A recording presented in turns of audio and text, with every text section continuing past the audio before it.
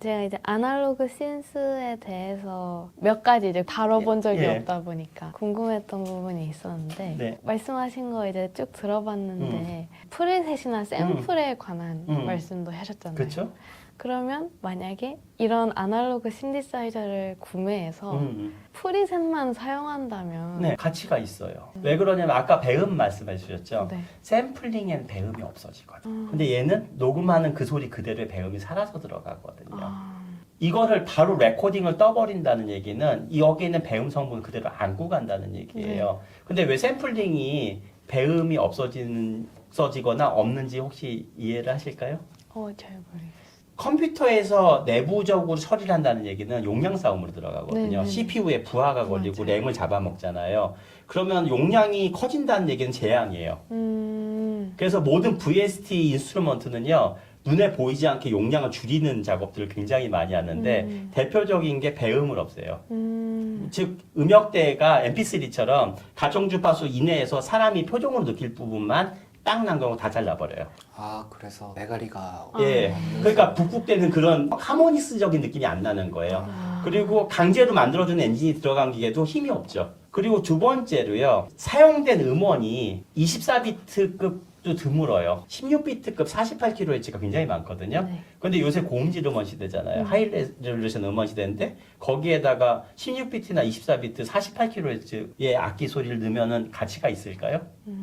보통 저희 녹음실만 해도 제일 최악으로 녹음하는 게 24비트 96kHz 녹음을 하거든요. 네. 일반적인 현장 녹음 나가면 다 190kHz 녹음을 하는데 거기서 이런 애들 써버리면은 질감이 확 나타나는데 VST 쓰면 벌써 부족한 게 눈에 딱 띄어요. 네. 요새 음원들이 전부 다 고음질 음원 시대로 들어가고 있는데 그럴 때일수록 리얼하기가 중요해지는 거예요. 그렇기 때문에 외국에서 먼저 얘네 붐이 일어나기 시작한 거예요. 옛날에 과거향에 대한 향수가 아니라 진짜 필요했기 때문에 그렇게 시작된 거죠. 거기에 대한 게 좀 해답이 되셨을까요? 네. 어쨌든 신디사이저가 일단 멋있어 보이고 멋있죠. 네. 간지죠. 멋있어 보이고 막 아티스트들이 라이브로 하시는 거 보면 소리도 너무 달라서 멋지죠. 그래서 궁금하고 그랬던 게 있었는데 그 역사나 이런 거에 대해 설명을 자세히 해주셔서 더 공부를 하고 싶어진 것 같아요. 싱어송라이터라면은 굉장히 중요한 게 곡만 만드는 게 아닌 것 같아요. 외국의 싱어송라이터들의 공통점들이 있죠. 데이비 포스터 하면 제일 먼저 생각나는 게 뭐예요? 브라스 사운드. 빠 하면서 아주 아름다운 브라스 하모니. 트레이드마크가 되잖아요. 토토 그럼 뭐예요? 건반의 그 인트로 부분들. 굉장히 피아노인데 홍키통키 같은 피아노인데도 불구하고 주투만 아이덴티티가 있거든요. 그러면 시호님이 생각하는 자신의 음악을 표현할 때 나를 뭘로 보여줄까를 생각해 봤을 때 같이 인생을 함께 할 수 있는 파트너가 있다는 건 굉장히 매력적인 일이거든요. 네. 약간 세속적인 표현으로 그냥 사는 사람과 똑같은 소리가 나면 거기에 나라는 존재가 없다라고 생각했을 때 그것만큼 핸디캡도 없는 거라고 생각해요. 네. 그래서 저는 젊은 뮤지션이 될수록 자기만의 세계를 구축할 수 있는 근간을 가지고 스타트를 하면은 오히려 음악 세상에서 나의 아이덴티티를 정립하는데 최소의 시간을 얻을 수 있다라고 정의를 내리고 싶어요. 사실 기타 한 대 사는 거랑 이거 한 대 사는 거랑 크게 차이가 안 아니 나요. 얘가 더 싸요. 아, 그런가요? 요새 기타 프리미엄이 장난이 아니거든요. 아, 그렇죠. 커스텀 넘어가고 막 이러면 하이엔드급으로 가면 또 사실 입이 안 다물어질 정도긴 한데 이 신디사이저가 사실 조금 부담스러울 수 있는 금액이라고 생각이 들 수는 있으나 파트너 격의 악기라고 한다면 그것도 있고 녹음을 해보면 그냥 명불허전이에요. 그냥 녹음을 해보면 알아요. 그러니까 제가 항상 말씀드리고 싶은 게 VST 상에서 인더박스로 들어보는 걸 가지고 판단을 하지 말고 최종 믹스본이 나온 걸 가지고 비교를 하라고 좀 말씀드리거든요. 그러면 VST로 인더박스로 해서 익스포트 내야 하고 얘를 솔로로나 이렇게 오버더빙 형식으로 녹음을 해가지고 더빙본 믹스가 나온 거하고는 들어보면 전혀 다른 세상인 소리가 돼버려요. 아까 제가 말씀드렸잖아. 하이프스 앨범을 들어보면 그게 무슨 말인지 시계가 확 돼버리거든. 맞아요. 뚫고 나와요 소리가. 맞아요. 다음에 시호님 음원 있잖아요.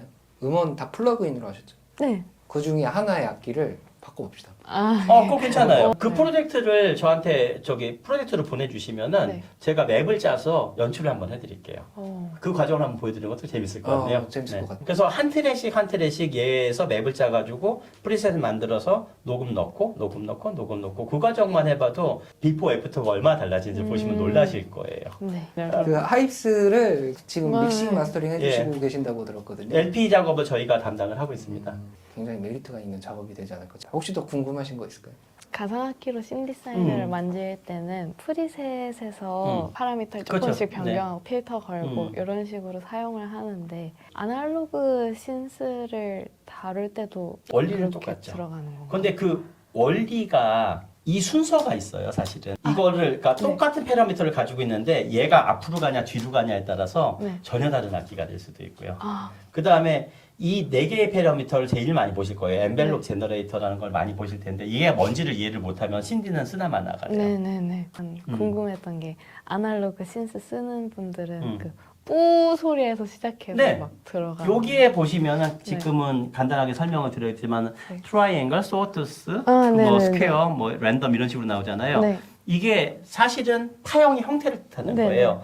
이게 이제 스타트점이에요. 네. 그래서 요거를 중첩시킬 건지 왜곡시킬 건지를 가지고서 음의 접근의 스타트를 끊는 건데 그 뚜 하는 거를 내가 눈으로 못 보잖아요. 그래서 옛날에 필수품이 있었습니다. 오실로스코프라는 장비가 있었어요.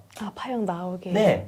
그게 원래 전자부품이나 전기기기를 수리할 때 쓰는 모니터 장비였는데 여기서 나온 음역대를 패턴을 볼 수가 있었거든요. 그래서 지금도 세계적인 아날로그 신디사이저 연주주자들을 보면은 다 오실로스코프가 걸려 있어요. 다음 시간에 한번 가져와서 제가 보여드릴 수 있습니다. 되게 재밌어요. 만지는 대로 다 보여요.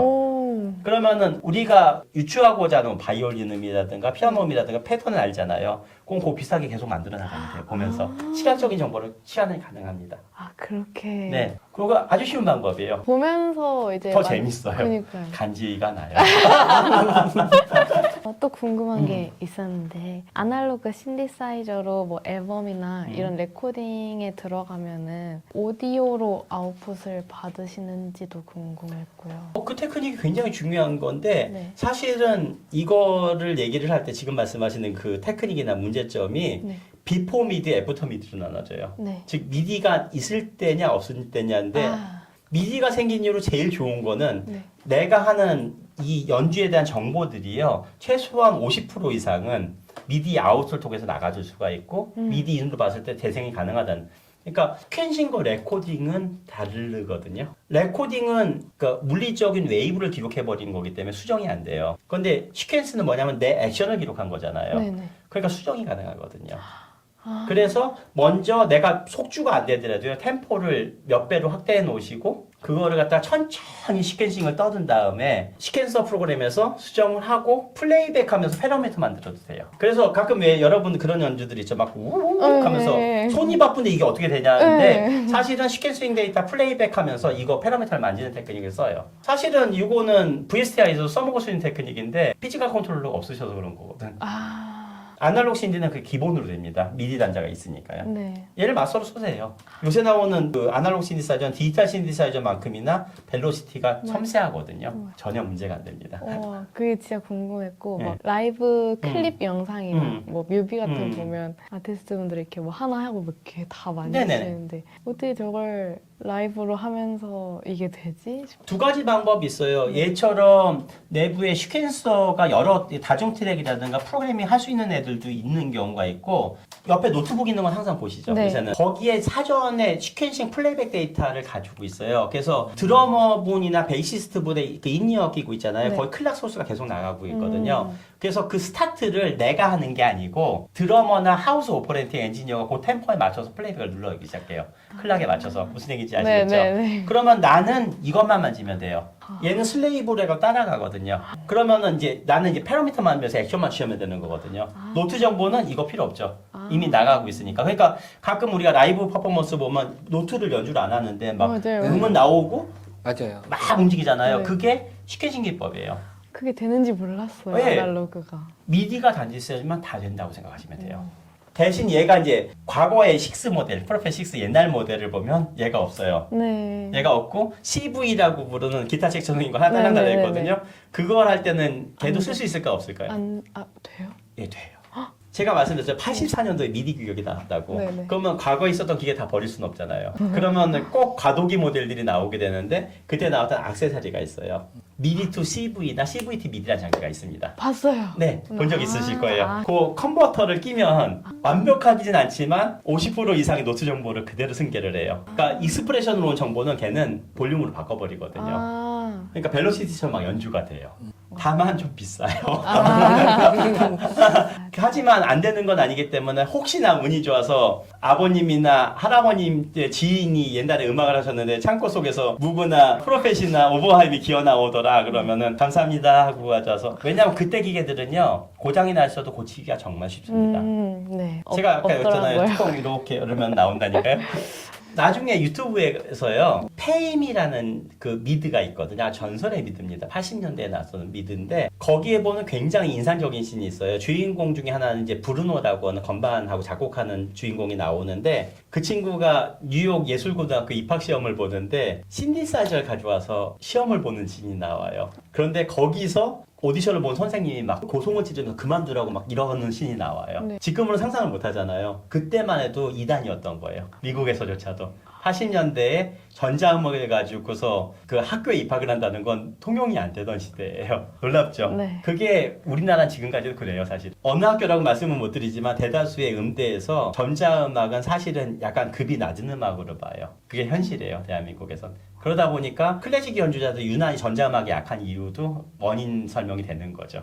되게 웃긴 거는 줄리어드나 로얄 컬리지 같은 학교에는 전자음악 전공이 따로 있어요. 좀 의외네요. 그리고 굉장히 연구가 많이 되는데 혹시 옛날 전설적인 락 그룹의 딥퍼플이라고 들어보셨죠? 알죠. 거기에 키보디스트가 있었죠. 네. 존 로드라고 하는. 근데 그분 앞에 이름엔 서가 붙어요. 자기를 받으셨거든요. 서 존 로드거든요. 네. 그런데 그 양반이 어디 출신이냐면은 로얄 컬리지 출신이에요. 거기서 뭘 전공하신 분이냐? 파이프 오르간 연주자 출신입니다. 수석 연주자 출신이에요. 그래서 존 로드 경하고 또 옛날에 예스의 전설적인 키보디스트 리그 에이크만 경 같은 경우는 두 분이 다 원래 고음악 전공이에요. 그래서 요새 앨범을 찾아보면 유튜브 영상 찾아보면 동일 인물로 안 보여요. 고음악을 연주하고 계세요. 피아노나 신디사이저를 가지고. 그건 무슨 얘기냐면은 기반이 굉장히 탄탄하다는 얘기예요. 그러니까 전자음악으로라도 그걸 커버할 수 있을 만큼 영역을 가지고 있었던 거고 세계 최초의 신디사이저 앨범조차도 뭐예요? 스위치 온 바흐였죠. 바하의 음악을 전자음악을 편곡했었던 그만큼 클래식적인 접목이 많았었음에도 불구하고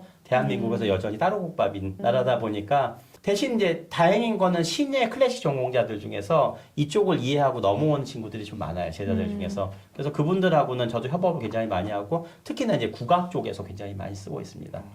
그래서 그런 부분은 굉장히 고무적인 성과라고 저는 생각을 해요. 다른 질문 없으세요? 약간 바보 같은 질문일 수도 아니요. 있는데 신디사이저의 개념이나 원리 자체를 배워야 되고 공부 좀 열심히 해야 되고 하셨는데 그냥 독학으로 공부를 할 수도 있을까요? 가능은 한데 아이러니하게도 전자음악, 즉 신디사이저 기반 전자음악을 잘하려면요 어코스틱 악기를 굉장히 잘 알아야 돼요. 무슨 얘기냐면 음색을 합성을 한다는 얘기는 악기의 음의 얼개 있죠. 소리가 어떻게 발생하는지를 이해하고 있다는 얘기하고 동의어거든요. 그거를 여기에 패러메타 적용하는 게 시너사이징이거든. 네. 아, 그러니까 현악기, 발현악기 같은 경우에는 네. 쳐서 나는 소리, 혹은 그쵸. 뭐 차련악기 같은 경우는 비벼서 나는 소리라서 뭐 소리 즉 보잉이냐 피치카토냐 그다음에 하드 어택이냐 소프트 어택이냐 슬로우 어택이냐 바이올린하고 피아노는요 파형이 똑같은 거 아세요? 생긴 건 똑같이 생겼어요. 네, 네. 그런데 사람들이 틀리게 들린 맞아요. 이유가 여기에 달려 있어요. 이 엠벨롭 제너레이터라고 해서 아. 소리의 발생 주기를 바꿔 표종을 주는 거예요. 네. 그러니까 거꾸로 얘기하면은 내가 어코스틱 악기의 구조라든가 연주 기법을 이해할수록 정말 쉬워져요. 뒤집어 얘기하면 요새 젊은 뮤지션들이 리얼 악기를 써본 적이 없어서 이걸 못 쓴다는 전제가 되기도 해요. 네, 맞아요. 그런데 내가 여러 가지 다양한 악기를 다룰 수 있으면은 신디를 접근하는 게 너무너무 쉬워져요. 왜냐면 그 원리가 한 번만 이해를 해버리면 그다음부터는 감각적인 게 아니라 개념적인 거가 아니라 무의식적으로 움직이게 되거든. 어떤 느낌인지 알 것 네네네. 같아요. 마치 기타리스트가 이펙터 같은 거 그냥 눈 감고 이렇게 쓱 하면서 연주하는 거하고 그런 비슷한 느낌이 돼버려요, 얘네들도. 그래서 직관적이라는 표현을 쓰는 거예요, 얘네들이. 그럼 약간 어떻게 보면 계속 귀로 따라가는 게 맞는 귀도 있지만 감각적인 부분들이에요. 예를 들어서 스트라디바리우스와 과르네리의 차이를 보게 되면 통울림하고 어택의 타이밍에서 나오는 배음 성분의 차이가 있거든요. 그거를 LFO의 중첩값 가지고 여기는 애프터 터치를 가지고 연출할 수 있으니까 만들어낼 수가 있어요. 그 표정을. 그러니까 그게 아날로그 굉장한 매력인데 디지털 신사전 샘플 기반이다 보니까 거기서 못 벗어나요. 얘네들은 맞아요. 딱 이미 한계 손상을 짚고 시작하는 거고 얘네들 한계가 없는 거고. 다만 정말 조심해야 되는 거는 얘는 만들어지는 음이다 보니까 샘플하고 다른 게 특정 옥타브 영역을 넘어가면 제너레이터하고 타이밍이 안 맞잖아요. 그럼 소리가 안 나는 경우가 있어요. 그러니까 무슨 얘기냐면 영역이 다 정해져요. 옥타브 밴드 안에서. 근데 디지털 신사이저는 로드만 해놓으면 어딘 소리가 다 나버리잖아요. 그러니까 그 개념으로 얘를 이해하면 안 된다는 거지. 얘는 하나의 다른 악기라고 보셔야 된다는 거죠. 그렇게 접근하면 정말 편하게 쓸 수 있어요. 그러니까 아는 게 힘인 악기가 되는 게 아날로그 신디사이저라고 이해하면 되겠습니다. 저는 약간 자꾸 동일선상으로 보려고 아니요, 했는데. 전혀 틀려요. 세상이 틀렸죠, 그때는. 그리고 그 시대는 또 그게 가능했었던 이유가 보통 스페어라는 좀 세속적인 표현을 썼었는데 밴드 멤버가 결혼이 되는 경우가 되게 많았었어요. 그러니까 무슨 얘기냐면 팀인데 베이시스트가 오늘 아플 수도 있고 오다가 버스가 늦었을 수도 있고 기타리스트가 손이 부러질 수도 있잖아요. 그러면 누군가 다 결혼을 됐었어야 돼요. 그러니까 뭐냐면 내가 드럼 치다가 야 누구야 너 기타 리프 가냐? 그러면 예 기본은 갑니다. 그러면 야 그냥 16비트만 쪼개라. 그러면은 그냥 코드 잡고 징징 할 정도는 됐어야 됐어요. 그러니까 무슨 얘기냐면 당시에 그룹 사운드를 한다는 얘기는 그룹 사운드에 있는 모든 악기를 기본기는 다 가질 수 있어야 되는 거예요. 그래서 옛날에 김수철 선배님 같은 경우는 원맨 밴드로 해서 자기가 혼자서 다 앨범 낸 적도 있었잖아요. 그게 가능하던 시대였거든요. 근데 요새는 아시겠지만 실용음악과의 기악 비율이 너무 줄었잖아요. 그러다 보니까 자기 악기 이외에는 만져본 경험도 없고 하주는 더더욱 안 하고 홈 레코딩에서 혼자서 이렇게 연주를 하면서 음악을 만들다 보니까 아예 악기에 대한 개념이 머릿속에 없는 거야. 자기 악기를 제외하고는. 그런 이런 애들이 주어져도 원리를 모르니까 프리셋 위에는 못 만지게 된 상황이 벌어지게 된 거예요. 이해가 좀 더 빨리 되실지. 네, 돼요. 어쨌든 그런 개념만 정복하는 시간이 걸릴 뿐이지 그 개념만 정복하고 나면 얘만큼 편하고 자유로움이 있는 악기가 없어요. 그러네요. 사실 제 같은 경우에 처음에 레코딩 전공 이전에 원래 건반 전공이었는데 그때 당시에 선생님들이 아날로그 시니사이저를 로랜드 기성품을 가지고 공부를 했거든요. SH라는 모델이 있었는데 그때 그 공부를 할 때 선생님들이 하셨어요. 일단은 개념 모르고 감각적으로 일단 다 만져봐. 그리고 일주일을 해보자 그러셨거든요. 그때 일주일 동안 전부 밤새서 그냥 이것저것 하면서 원리는 몰라도 이거 돌리면 뭐가 일어난지는 감각적으로 아는 거예요. 그 상태에서 개념을 설명해 주시더라고요. 이 패러미터는 이걸 만들어내는 거고 이런 만들어놓고 그 다음에 또 숙제를 주시고 그걸 한 달을 반복했더니 그 다음부터 이제 이걸 안 보게 되는 거죠. 그냥 무의식적으로 손이 가요. 연주하면서. 그러니까 접근법이 좀 틀린 거니까 너무 고민 안 하셔도 돼요. 얘라고 뭐 특별하겠어요. 얘도 악기인데. 그리고 중요한 거는 7, 80년대 모든 뮤지션들은 다 이걸 가지고 썼잖아요. 그러니까. 좋은 음악 만들었잖아요. 그런데 이 정보가 오픈된 시대에서 이걸 못한다 그러면 그게 더 이상한 거 아닐까요? 한국 정보에는 별로 없는데 유튜브에 뒤져보면은 아날로그 프로그래밍이나 아날로그 톤메이킹으로 신디사이저를 검색해보면 정말 수많은 유튜버들이 오퍼레이션 하는 걸 보여줘요. 원리도. 기본 개념이 없이 보니까 이게 이해가 안 가는 거고 아까 말씀드린 것처럼 음의 발생 원리를 기반으로서 A를 해석을 하면 이것만큼 쉬운 게 없다고 생각하시면 됩니다. 네, 오늘 좋은 신디사이저 고르는 법에 대해서 첫 번째 아날로그 신디 레슨 1편을 찍어봤는데요. 소감이 좀 어떠셨을까요? 일단 아까 미디의 시작도 말씀해 주시고 뭐 신디사이저 3대 회사 대표님 분들의 이제 어떤 식으로 작업을 하고 서로 막 교류하고 이런 역사들도 설명을 해주시니까 더 멋있어 보이고. 그럼요. 네. 진짜 얘가 시조새예요, 사실은. 그러니까요. 왜 이렇게 오랫동안 많은 아티스트 분들이 찾는지도 알겠고 심지어 어쨌든 요즘 세대에서 디지털로 너무 편리하게 작업이 가능함에도 불구하고 굳이 얘를 찾는 이유를 더 깨닫게 된 시간이었던 것 같아요. 아까 말씀드린 것처럼 꼭 다음에 기회 되시면은 본인 앨범에다 적용을 한번 해보세요. 정말 멋진 경험이 될 겁니다. 너무 좋아요. 네, 다음 2편도 준비가 되어 있는데요. 네. 혹시 어떤 내용을? 기회가 된다면 사실은 이제 우리나라 정상 작곡가이자 연주자인 다른 분이 계세요. 그분들을 초빙해가지고 실제 얘가 어느 정도의 퍼포먼스를 보일 수 있는지 정말 궁금하잖아요. 네. 실제 지금 영화음악 작곡의 현업에 계신 분을 한번 모셔서 같이 보여주면서 토론을 한번 해보고 싶거든요. 우와. 왜냐하면은 피오님이나 다른 젊은 분들은 이게 진짜로 어떻게 적용되는지를 개념적으로만 알지 이게 실제적으로 어떻게 되는지 모르잖아요. 그걸 눈앞에서 한번 해보는 거 재밌을 것 같아서 이게 어느 정도로 무서운 기계인지를 그분을 통해서 한번 보세요. 알겠습니다. 다음 편에는 네. 프로펫의 아주 무시무시한 모습을 볼 수 있는 시간을 갖도록 하겠습니다. 우선 제가 항상 궁금하다고 그렇게 막 했었는데 이런 너무 좋은 기회로 있게 되어서 너무 영광이었고, 그리고 또 아날로그 신디사이저에 대해서 더 공부하고 싶게 만드는 시간이어서 되게 값진 경험이었고요. 다음 레슨도 엄청 기대가 되는 그렇습니다. 오늘 영상도 끝까지 시청해주셔서 정말 감사하고 저는 또 다음에 다른 영상으로 찾아뵙겠습니다. 저희 채널 구독, 좋아요, 댓글, 알림 설정 많이 해주시고 네, 감사합니다. 감사합니다. 감사합니다. 안녕. 감사합니다. 감사합니다.